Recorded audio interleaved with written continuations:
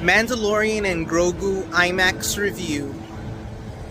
Real Star Wars fans will love it because a lot of the movie has to do with Nal Hutta, the planet of the Hutts, right? Now, Nar Shaddaa is a moon of this system of the Hutts. I will say we don't see Nar Shaddaa. The moon that you see in the trailers that looks like Nar Shaddaa is called something else. They named it another name. But we do see Nal Hutta and the Hutt homeworld. And a prequel to this movie is the Boba Fett, that Boba Fett miniseries. Because the true villains of the movie is hidden from the trailer. The true villain are the Hutts. You know the twins that we see in the Boba Fett series are the villains of the movie.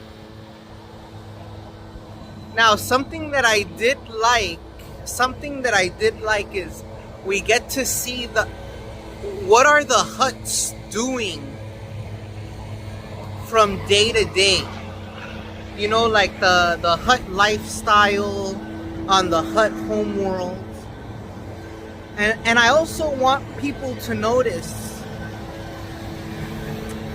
that the fighters that the Hutts use to fight the X-Wings at the end, because the X-Wings and everything, they have a fight at the end on Nal Hutta.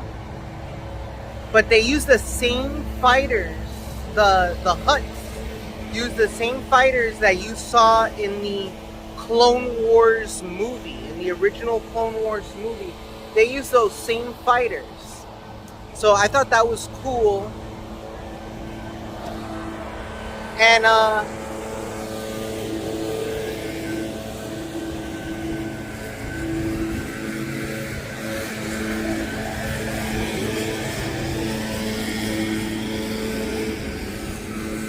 I also thought it was really cool that the Hutts were using Battle Droids.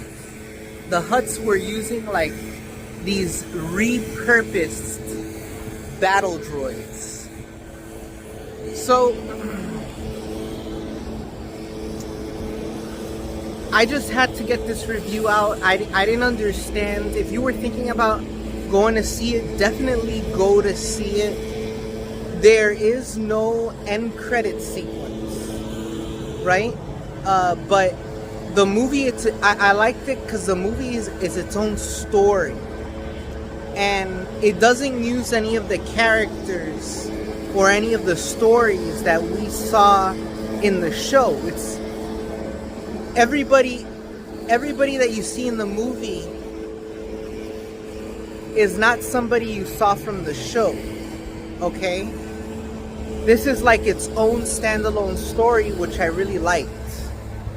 But the Hutts, I love to see Nal Hutta. You know, there was a comic book. It's called Tales from Mos Eisley, right?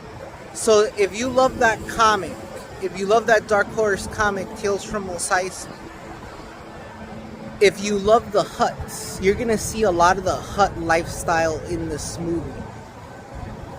The movie also has the tone of like Flash Gordon. So if you love Flash Gordon, it's not a slow movie. There's always something going on visually. And there was a ton of scenes, like action-packed scenes. Like the scene where they first introduce Rada the Hutt as the gladiator, fighting in the gladiator match. That was great. Because you see all these different monsters from the Din Djarin chessboard that Han Solo has in his Millennium Falcon. So, great movie. Great movie. Probably going to be one of the best movies of 2026.